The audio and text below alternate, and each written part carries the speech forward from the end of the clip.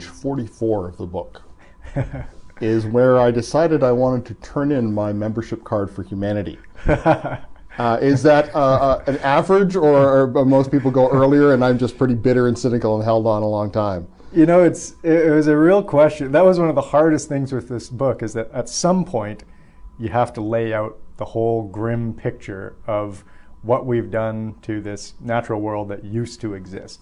And I guess I decided to get people warmed up a little bit and then sort of drop the humanity bomb. But the goal, the hope anyway, is that the book then turns around, and because there are two things that we can do with this knowledge, right? We can look back at the richness and abundance of nature in the past, and we can lament it, and we can feel guilty about ourselves as human beings, or we can use it as an inspiration for the kind of natural world we might make in the future. And that's really where I hope the book steers people. You say we're living in a 10% world, and that's not GST. That's what? The 10% world is really, one of the great pleasures of doing this book was that I got to spend a lot of time reading explorers' journals and old sea captains' diaries, and along with a lot of scientists' studies about how many whales there used to be, how many beavers, how many birds. And this number just keeps coming up. We have typically, in a very thumbnail, rough sketch kind of way, we have dropped the abundance of the natural species and landscapes by about 90%. We've reduced the Great Plains of North America by 90% or more. We've reduced the largest fish in the sea by 90% or more. We've reduced the number of fish that are spawning up into our freshwater rivers by about 90%. The number just kept coming and coming. And also I realized that the impression of the world that I was getting from these explorers' journals and diaries and so on, it felt like a completely different planet, that you visit when you read through these old descriptions of it. And looking around myself, I felt like, that number feels right to me. It feels like we're now living in a 10% world. You talked about the sort of amnesia that we have sort of collectively and as a species. Yeah, there's this concept or phenomenon that I bumped into in the research called shifting baseline syndrome, and it affects all of us, and it's as simple as we get our idea of what nature should look like from our childhood. When we're kids, we look around ourselves and we say, this is nature. And then over our lifetimes, we'll measure changes or declines to the natural world against that baseline. But then the next generation comes along and does the same thing. And then the next generation comes along and does the same thing. So we're constantly resetting our standard for what the normal state of nature is.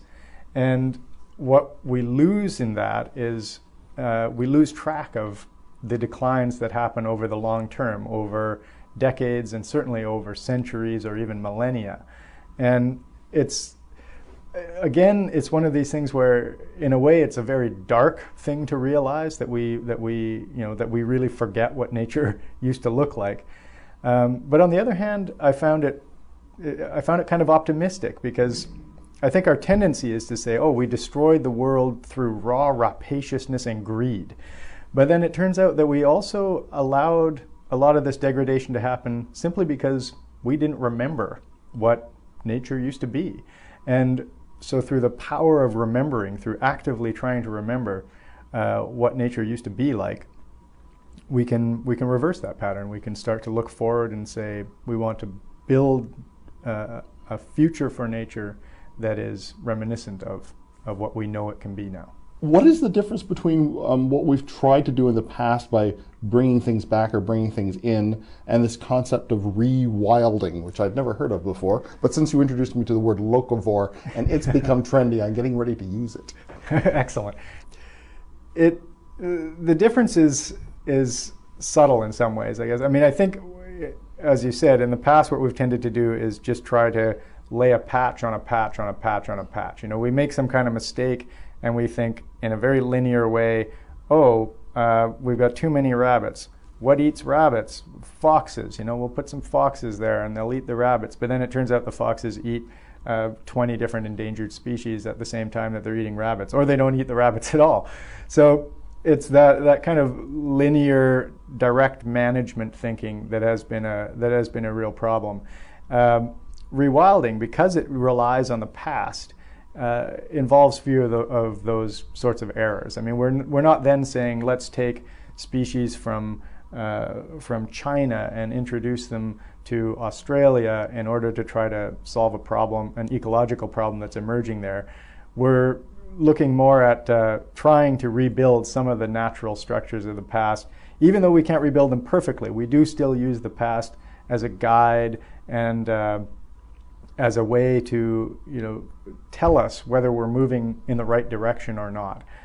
Because most places, even though they are dynamic and they do change, they, you know, in a human time scale, they are fairly stable, and we can sort of rebuild aspects of what was there in the past and hope to find something that's more whole and can start to sustain itself, you know, without us always having to feel like we're the managers of it. The book is The Once and Future World, Nature as It Was, as It Is, and as It Could Be. I've been speaking with the author, J.B. MacKinnon. You probably know him best from The 100 Mile Diet and The Once and Future World, published by Random House Canada.